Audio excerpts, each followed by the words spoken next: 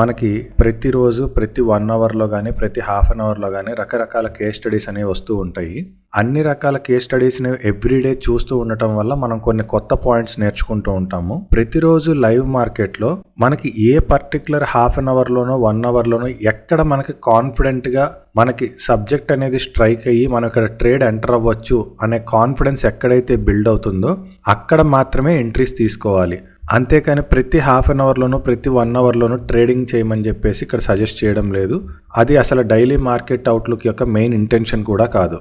Golden ratio profile యొక్క performance ఈరోజు మార్కెట్లో ఎలా ఉందో చూద్దాము. యాజ్ యూజువల్గా లెఫ్ట్ సైడ్ ఉన్నవి కాల్స్, రైట్ సైడ్ ఉన్నవి పుట్స్.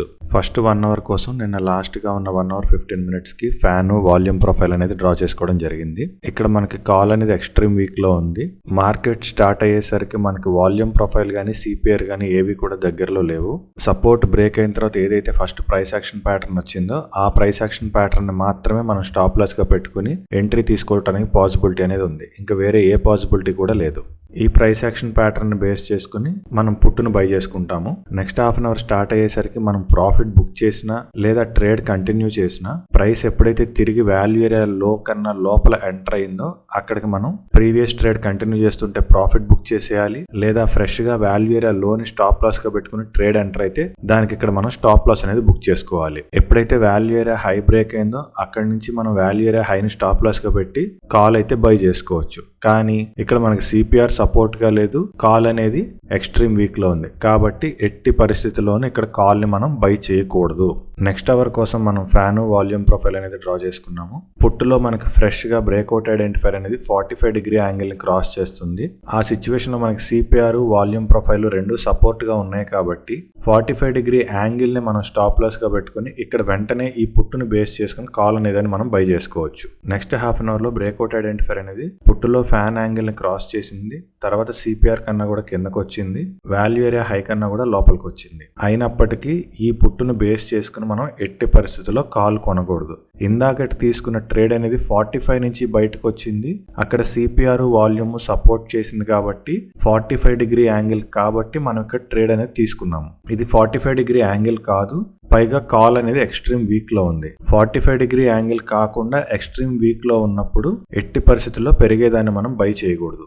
నెక్స్ట్ అవర్ కోసం మనం ఫ్యాన్ వాల్యూమ్ ప్రొఫైల్ అనేది డ్రా చేసుకుంటే రెండు కూడా విత్ ఇన్ ద ఫ్యాన్ లో ఉన్నాయి. బ్రేక్అవుట్ ఐడెంటిఫైర్ అనేది కాల్ లో ఫ్రెష్ గా ఫ్యాన్ యాంగిల్ కట్ చేసింది. ఫ్యాన్ యాంగిల్ కట్ అయినప్పటికీ ఇక్కడ సిపిఆర్ గానీ వాల్యూమ్ ప్రొఫైల్ గానీ మనకి పొజిషన్ తీసుకోవడానికి అనుకూలంగా లేవు. కాబట్టి ఈ పర్టికులర్ హాఫ్ అన్ అవర్ లో మనం ఎటువంటి ట్రేడ్ తీసుకోము. సెకండ్ హాఫ్ అన్ అవర్ లో ఎప్పుడైతే బ్రేక్అవుట్ ఐడెంటిఫైర్ సిపిఆర్ నుంచి కిందకు వచ్చేసి వాల్యూ ఏరియా హై లోపలికి ఎంటర్ అయిపోయిందో అక్కడ ఈ పుట్టును బేస్ చేసుకుని మనం కాల్ అనేది బై చేసుకోవచ్చు. నెక్స్ట్ అవర్ కోసం ఫ్యాన్ వాల్యూమ్ ప్రొఫైల్ అనేది డ్రా చేసేసరికి పుట్ అనేది ఎక్స్ట్రీమ్ వీక్ లో ఉంది, కాల్ అనేది విత్ ఇన్ ద ఫ్యాన్ లో ఉంది. పుట్టులో ఇందాకటి తీసుకున్న ట్రేడ్ ని మనం కంటిన్యూ చేసుకోవచ్చు. ఈ సపోర్ట్ ని ట్రైలింగ్ స్టాప్ లాస్ గా పెట్టి ఎప్పుడైతే కరెంట్ అవర్ లో సపోర్ట్ ని టచ్ అయిందో అక్కడ మనం ప్రాఫిట్ బుకింగ్ అనేది చేసుకుంటాం. తర్వాత ప్రైస్ అనేది పుట్టులో అంటే ఇక్కడ మనం వాల్యూ ఏరియా లో plus support line stop loss పెట్టుకుని ఎంట్రీ అనేది తీసుకోవచ్చు. కానీ ఎక్స్ట్రీమ్ వీక్ లో ఉన్నప్పుడు మనం బై చేయకూడదు కాబట్టి ఎట్టి పరిస్థితుల్లో ఇక్కడ మనం పుట్టుని బై చేసుకోకూడదు. నెక్స్ట్ హాఫ్ అన్ అవర్ లో కాల్ లో మనకి బ్రేక్అవుట్ ఐడెంటిఫైర్ ఫ్రెష్ గా ఫ్యాన్ యాంగిల్ క్రాస్ చేసింది. సిపిఆర్ వాల్యూమ్ ప్రొఫైల్ రెండు అనుకూలంగానే ఉన్నాయి, కానీ పుట్ అనేది ఎక్స్ట్రీమ్ వీక్ లో ఉంది. కాబట్టి ఈ కాల్ ని బేస్ చేసుకుని మనం పుట్ అనేది బై చేసుకోవడం అనవసరం, ఎందుకంటే పుట్ ఎక్స్ట్రీమ్ వీక్ లో ఉంది కాబట్టి. నెక్స్ట్ అవర్ లో ఫ్యాన్ వాల్యూమ్ ప్రొఫైల్ డ్రా చేసుకునేసరికి కాల్ పుట్టు రెండు విత్ ఇన్ ద ఫ్యాన్ లో ఉన్నాయి. పుట్టులో మనకి ఫ్రెష్ గా బ్రేక్అవుట్ ఐడెంటిఫైర్ అనేది ఫ్యాన్ యాంగిల్ కట్ చేసింది. ఇక్కడ మనకి సిపిఆర్ కన్నా కూడా కిందకు వస్తుంది, అలానే వాల్యూ ఏరియా హై కన్నా కూడా కిందకే ఉంది. కాబట్టి ఇక్కడ మనం ఈ పుట్టుని బేస్ చేసుకుని కాల్ అనేది బై చేసుకోవచ్చు. అయితే ఈ పర్టికులర్ బిగ్ క్యాండిల్ లో మనకి స్టాప్ లాస్ హిట్ అవుతుంది. స్టాప్ లాస్ హిట్ అయినప్పటికీ మళ్ళీ తిరిగి ఇంకో ట్రేడ్ తీసుకుంటే ఆ స్టాప్ లాస్ అనేది మనకి ఇక్కడ రికవర్ అయిపోతుంది. నెక్స్ట్ హాఫ్ అన్ అవర్ లో పుట్టులో మనకి బ్రేక్అవుట్ ఐడెంటిఫైర్ అనేది ఫ్యాన్ కన్నా కిందకు వచ్చింది, వాల్యూ ఏరియా లో కన్నా కూడా కిందకు వచ్చింది. కాబట్టి ఇక్కడ మనం ఫ్యాన్ వాల్యూ ఏరియాలో ఈ రెండింటిని బేస్ చేసుకుని ఈ పుట్టుని బేస్ చేసుకుని మనం కాల్ అనేది బై చేసుకోవచ్చు. ఈ పర్టికులర్ క్యాండిల్ లో మనకి స్టాప్ లాస్ అనేది హిట్ అయింది. నెక్స్ట్ అవర్ కోసం ఫ్యాన్ వాల్యూమ్ ప్రొఫైల్ డ్రా చేసుకుంటే కాల్ పుట్టు రెండు ఫ్యాన్ లోనే ఉన్నాయి. కాల్ లో ఫ్రెష్ గా బ్రేక్అవుట్ ఐడెంటిఫైర్ ఫ్యాన్ ఎడ్జ్ ని క్రాస్ చేసింది.